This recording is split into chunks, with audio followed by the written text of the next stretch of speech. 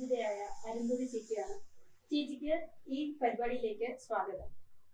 ആദ്യമേ സംഗീത ചോദ്യത്തിലേക്ക് ഞാൻ കടക്കുകയാണ്. എത്ര വർഷമായി ഈ ഫീൽഡിലേക്ക് വന്നിട്ട്? ഞാൻ ഈ ഫീൽഡിലേക്ക് വന്നിട്ട് എന്താ പറയാ, പ്രൊഫഷണൽ ഫീൽഡിൽ ഒരു 25 വർഷത്തോളം. 25 വർഷമായി. എന്തായിരുന്നു ഒരു സാഹചര്യം ഈ ഫീൽഡിലേക്ക് വരാൻ വേണ്ടിയിട്ട്? അതായത് ഞാൻ ജനിച്ചത് തന്നെ ഒരു സംഗീത കുടുംബത്തിലാണ്. അച്ഛൻ പാടും, അച്ഛൻ ഭാഗവതനാണ്. പിന്നെ അച്ഛൻ്റെ തലമുറക്കാരൊക്കെ പാട്ടുകാരാണ്. അപ്പം അങ്ങനെ ചെറുതിലെ അച്ഛൻ എന്നെ പാട്ട് പഠിപ്പിക്കുമായിരുന്നു. അങ്ങനെ പാട്ടിൽ വാസന ഉണ്ടെന്ന് ഞാൻ ഈ റേഡിയോയിലൊക്കെ പാട്ടുകൾ കേട്ടിട്ട് അങ്ങനെ പാടും. അതായത് ഒരു 5 വയസ്സിൽ തന്നെ. അപ്പോൾ അത് കേട്ടിട്ട് അച്ഛൻ പഠിപ്പിക്കണം, ടേസ്റ്റ് ഉണ്ട് എന്ന് വിചാരിച്ചിട്ട് പഠിപ്പിച്ചു തുടങ്ങി. പിന്നെ ചെറുതിലായിട്ട് സ്കൂളിലെ കോമ്പറ്റീഷനൊക്കെ പങ്കെടുക്കുമായിരുന്നു. അങ്ങനെ പ്രൈസൊക്കെ കിട്ടിയിട്ടുണ്ട്. അപ്പോൾ അത് നാച്ചുറലായിട്ട് നമ്മുടെ ടേസ്റ്റ് ഉണ്ടെന്ന് അറിഞ്ഞിട്ട് അങ്ങനെ ആ വഴിക്ക് തിരിക്കാമെന്ന് വിചാരിച്ചിട്ട് അച്ഛൻ്റെ അമ്മയുടെയൊക്കെ ഒരു അതുപോലെ പ്രത്യേകിച്ച് ഞാൻ പഠിച്ച സ്കൂളിലേക്ക് ടീച്ചേഴ്സിൻ്റെയൊക്കെ ഒരിതാണ് ഈ സംഗീത ലൈനിൽ തന്നെ പോകണം എന്നുള്ളത്. അവിടെ വളരെ എൻകറേജ്മെൻറ്റ് അവിടെ നിന്ന് കിട്ടി. അങ്ങനെ ഞാൻ ചെറുപ്പത്തിൽ തന്നെ അങ്ങനെ മോൾഡായി വന്നു. ആദ്യത്തെ ഗുരുനാഥൻ അച്ഛനാണ്. ആദ്യം എന്നെ പഠിപ്പിച്ചത് അച്ഛൻ തന്നെയാണ്. അതിനുശേഷം റേഡിയോ സ്റ്റേഷനിലെ സ്റ്റാഫ് ആർട്ടിസ്റ്റ് ആയിരുന്ന ആർ കൃഷ്ണസ്വാമി സാർ, ഇപ്പോഴും ഉണ്ട് അദ്ദേഹം എന്നെ കുറച്ച് നാൾ പഠിപ്പിച്ചു.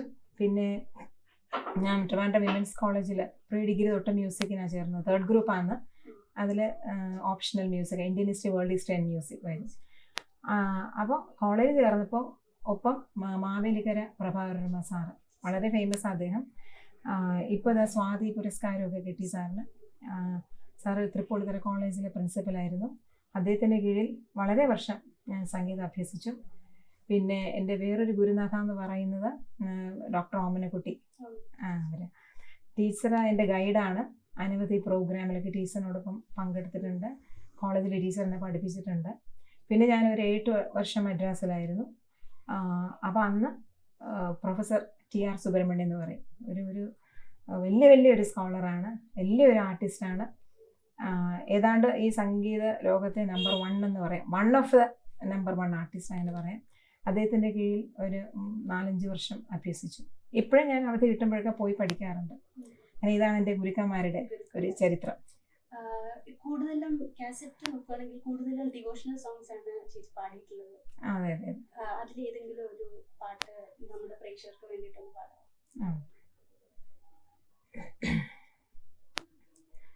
ദേവി ജഗന്മംഗലേ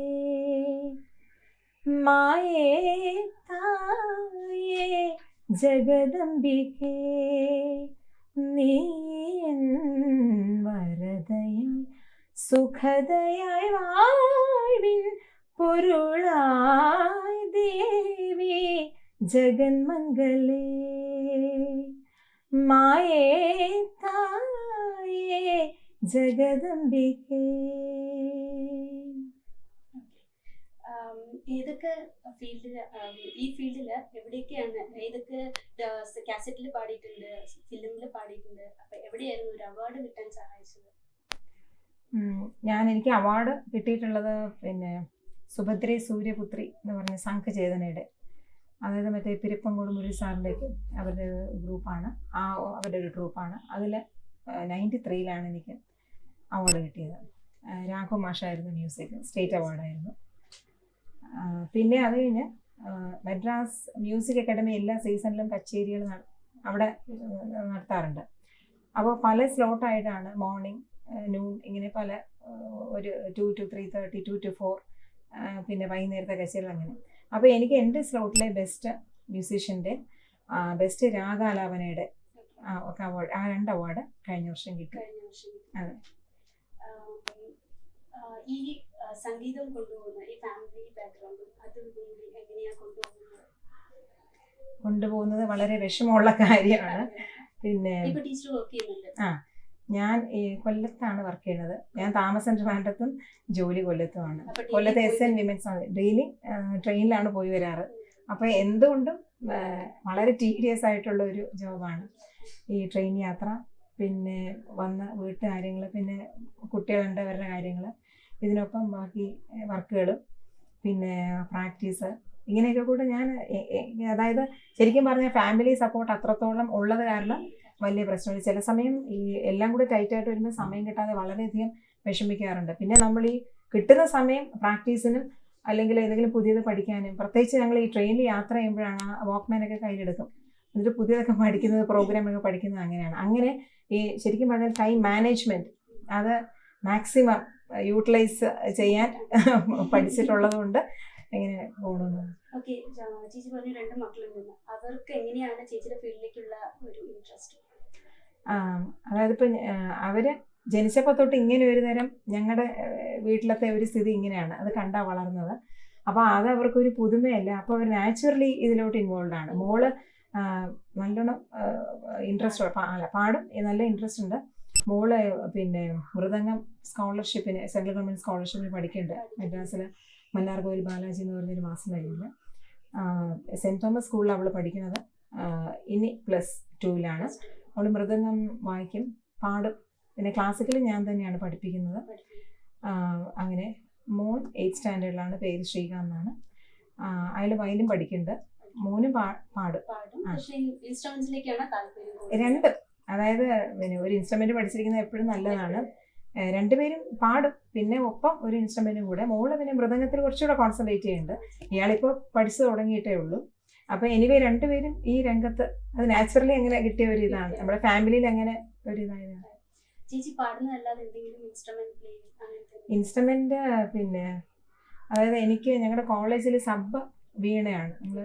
അപ്പം അങ്ങനെ വീണ കുറച്ച് പഠിപ്പിക്കാൻ വേണ്ടിയിട്ട് പഠിപ്പിക്കാൻ ഇൻട്രസ്റ്റ് ഉണ്ടെന്ന് വെച്ചാൽ നമുക്ക് എല്ലാം കൂടെ പറ്റില്ലല്ലോ. അപ്പം അത് കാരണം വീണ ഞാൻ കൂടുതലായിട്ട് കോൺസെൻട്രേറ്റ് ചെയ്തിട്ടില്ല. പഠിപ്പിക്കാനുള്ളതൊക്കെ പഠിക്കാറുണ്ട്, അല്ലാതെ കൂടുതൽ കോൺസെൻട്രേഷൻ വോക്കൽ മ്യൂസിക്കിൽ തന്നെയാണ്. ഇനി ഞങ്ങളുടെ പ്രേക്ഷകരുടെ കുറച്ച് ചോദ്യമുണ്ട്. എന്താണ്? ഇപ്പോഴത്തെ ട്രെൻഡ് നോക്കുകയാണെന്നുണ്ടെങ്കിൽ പാടി ആടി ഡാൻസ് കളിക്കും, അങ്ങനെ ഒരു പാട്ടാണ് റിമി ടോമി, ജോത്സ്ന അവരൊക്കെ എടുക്കുകയാണെന്നുണ്ടെങ്കിൽ അവർ സ്റ്റേജിൽ പെർഫോം ചെയ്താണ് പാടുന്നത്. അതിനെക്കുറിച്ച് എന്താണ്? ഇല്ല, അവരെ കുറിച്ചല്ല, ആ കൾച്ചറിനെ കുറിച്ച് പൊതുവെ ഞാൻ, അതായത് പിന്നെ ഇതിപ്പോഴത്തെ ഒരു ട്രെൻഡാണ്. ഇത് ഏതാണ്ട് ഒരു വെസ്റ്റേൺ കൾച്ചറിൻ്റെ എന്താണ് ഒരു ഇൻഫ്ലുവൻസ് ആണ്. ഇതിന് മെയിനായിട്ട് എന്താ, ഇപ്പം ആൾക്കാർക്ക് സാധാരണ ഒരു കോമൺ മാസിനെ സംബന്ധിച്ചിടത്തോളം അവർക്ക് കാണാനും കേൾക്കാനും ഒക്കെ പറ്റിയ ഒന്നാണ്. പക്ഷേ നമ്മുടെ ഒരു ഇന്ത്യൻ കൾച്ചർ അല്ലെങ്കിൽ നമ്മുടെ മ്യൂസിക്കൽ കൾച്ചറിനെ സംബന്ധിച്ചിടത്തോളം എനിക്ക് തോന്നുന്നത് അതൊരു ഡീഗ്രഡേഷൻ ആയിട്ടാണ് എനിക്ക് ഫീൽ ചെയ്തിട്ടുള്ളത്. 2 കാര്യങ്ങളുണ്ട്. ഒന്ന്, പിന്നെ പാട്ടെന്ന് പറയുമ്പോഴത്തേക്കും നല്ല മെലഡീസ് അല്ലെങ്കിൽ സെമി ക്ലാസിക്കൽ നമ്മുടെ ഇന്ത്യൻ കൾച്ചറിൻ്റെ പിന്നെ ആ എന്താ അതിൻ്റെ ഇമേജ് ഉള്ള ഈ തരം സോങ്സ് ഒന്നും പിന്നെ കൂടുതൽ പുറത്തോട്ട് വരാൻ പറ്റില്ല. എന്നുവെച്ചാൽ ഇങ്ങനത്തെ ഡാൻസ് ചെയ്യണം, അങ്ങനെ സ്റ്റേജിൽ തുള്ളി കളിച്ച് പാടാൻ വെച്ചാൽ അങ്ങനെ മെലഡിക്കൊന്നും പറ്റില്ല. ഫാസ്റ്റ് നമ്പേഴ്സിന് മാത്രമേ പറ്റുള്ളൂ, അങ്ങനെയുള്ള നമ്പേഴ്സിന് മാത്രമേ ഇങ്ങനത്തെ പ്രസന്റേഷൻ പറ്റുള്ളൂ. അപ്പോൾ അത് കാരണം നല്ല ഒരിക്കലും സൂര്യകാന്തി എന്ന് വെച്ച് ഡാൻസ് ചെയ്യാൻ പറ്റില്ല. അപ്പോൾ അങ്ങനത്തെ നല്ല സോങ്സ് ഒക്കെ ഡെഡായിപ്പോവും. എക്സെപ്റ്റ് ഫിലിമിലല്ലാതെ സ്റ്റേജിൽ ഡെഡായിപ്പോവും. നമ്മൾ പണ്ട് പിന്നെ ജാനകിയമ്മേനെ സൂചിച്ച അനങ്ങാതെ നിന്ന് പാടും, എല്ലാ എക്സ്പ്രഷൻസും വരികയും ചെയ്യും. അതൊന്ന്. പിന്നെ വേറൊരു ഇതെന്ന് വെച്ചാൽ അപ്പിയറൻസിന് ഭയങ്കര ഇമ്പോർട്ടൻസ് ആണിപ്പോൾ. അപ്പോൾ ഇങ്ങനെ വരുമ്പോഴത്തേക്കും പാട്ടിൽ കുറച്ച് പിന്നിലാണെങ്കിൽ പോലും ഒരു എന്താണ് ഒരു ഗ്ലാമറസ് പേഴ്സണാലിറ്റിക്ക് മാത്രമേ ഇതിൽ പങ്കെടുക്കാൻ പറ്റുള്ളൂ. അപ്പോൾ വളരെയധികം ടാലൻറ്റഡ് ആയിട്ടുള്ള എന്നാൽ അത്രത്തോളം അപ്പിയറൻസ് പോരാത്ത ധാരാളം കുട്ടികളുണ്ട്, അവരൊക്കെ പിന്നിലായി പോകും. അപ്പോൾ അങ്ങനെ നമ്മുടെ മ്യൂസിക് എന്ന് പറഞ്ഞാൽ മ്യൂസിക്കിനാണ് പ്രാധാന്യം കൂടുതൽ, അപ്പോൾ ഡാൻസ് അല്ല. അപ്പോൾ ഇത് ശരിക്കും പറഞ്ഞാൽ നമ്മൾ ബ്ലൈൻഡായിട്ട് ഒരുപാട് വെസ്റ്റേൺ കൾച്ചർ പലതിലും നമ്മൾ ഇൻട്രൊഡ്യൂസ് ചെയ്യുന്നുണ്ട്. അതുപോലെ എനിക്ക് തോന്നുന്നത് അന്ധമായിട്ടുള്ള ഒരു അനുകരണം, യാതൊരു ബേസും ഇല്ലാതെ ഉള്ള അനുകരണം. മറിച്ച് പിന്നെ ഞാൻ ഒരു പ്രോഗ്രാം ഈയിടയ്ക്ക് പിന്നെ വാച്ച് ചെയ്തിരുന്നു. അതായത് പിന്നെ സൂര്യയുടെ ആ ഒരു സ്പോൺസറിങ്ങിലുള്ള ഒരു പ്രോഗ്രാം, നല്ല ഒരു ഐഡിയ വെച്ചിട്ട് ട്രഡീഷണൽ ഇന്ത്യൻ ക്ലാസിക്കൽ മ്യൂസിക്കും ഡാൻസും വെച്ച് ചെയ്ത വളരെ ഗംഭീരമായിട്ടുള്ളൊരു പ്രോഗ്രാം. അത് എന്തുമാത്രം ശക്തിയാണ് അതിനുള്ളതെന്ന് അത് കണ്ടവർക്ക് മാത്രമേ അറിയുള്ളൂ. അപ്പോൾ അങ്ങനെ നമുക്ക് ഒരുപാട് നമ്മുടെ കൾച്ചർ വെച്ച് തന്നെ ഒരുപാട് കാര്യങ്ങൾ യൂട്ടിലൈസ് ചെയ്യാൻ പറ്റും, വളരെ ശക്തിപൂർവ്വം അത് പ്രസൻറ്റ് ചെയ്യാൻ പറ്റും. പക്ഷെ നമ്മൾ അതിനൊന്നും മെനക്കെടാറില്ല. നമ്മൾ ഈ അവർ കാണിക്കുന്നത് പിന്നെ നമ്മളിങ്ങോട്ട് പകർത്തും, എന്നിട്ട് അതാണ് നല്ലതെന്ന് വെച്ച് നമ്മളിങ്ങനെ അത് കുറേ പേര് അത് ഫോളോ ചെയ്യും.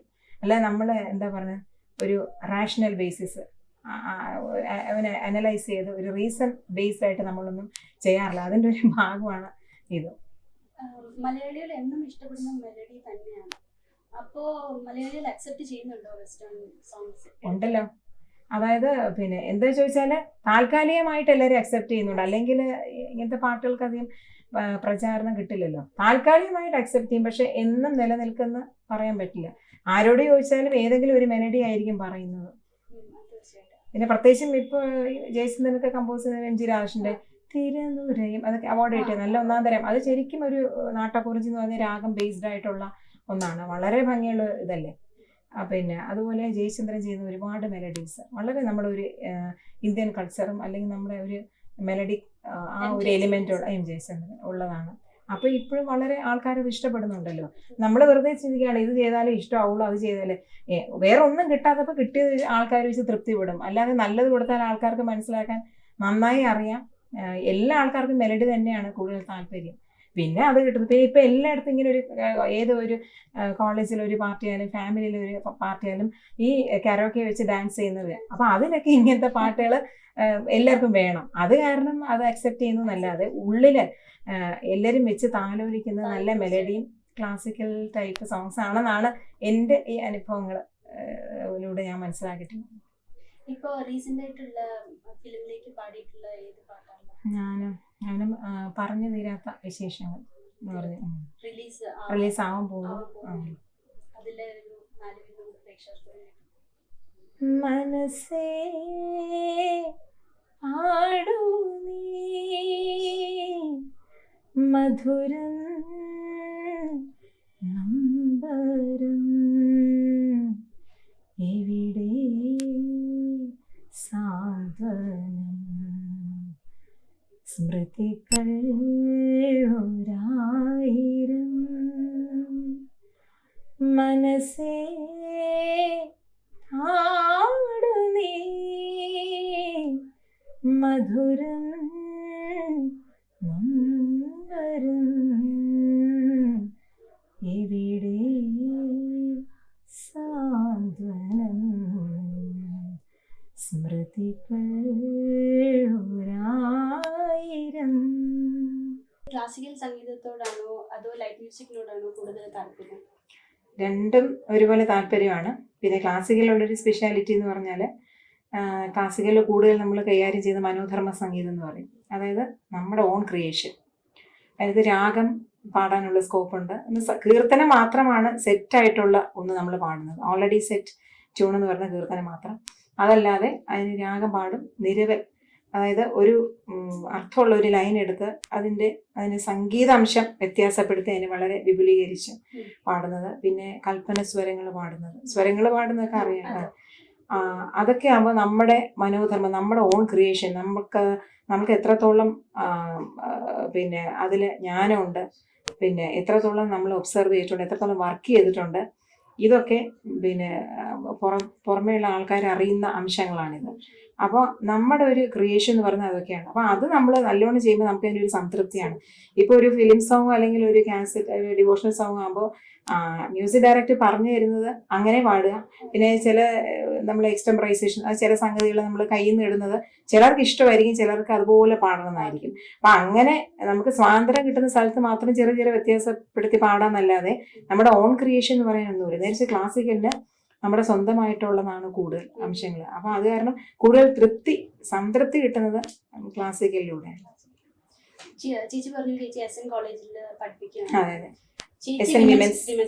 വിമൻസ് കോളേജിൽ ഒരു വിദ്യാർത്ഥിനിയായിരുന്നു. ആ സമയത്ത് ഒരു വിദ്യാർത്ഥിനികളുടെ ഒരു ശ്രദ്ധയും മ്യൂസിക്കിലേക്കുള്ള ഇൻട്രസ്റ്റും അതും ഇപ്പോഴുള്ള കുട്ടികളുടെയും ഇൻട്രസ്റ്റ് എല്ലാം എങ്ങനെയാണ് വിലയിരുത്തുന്നത്?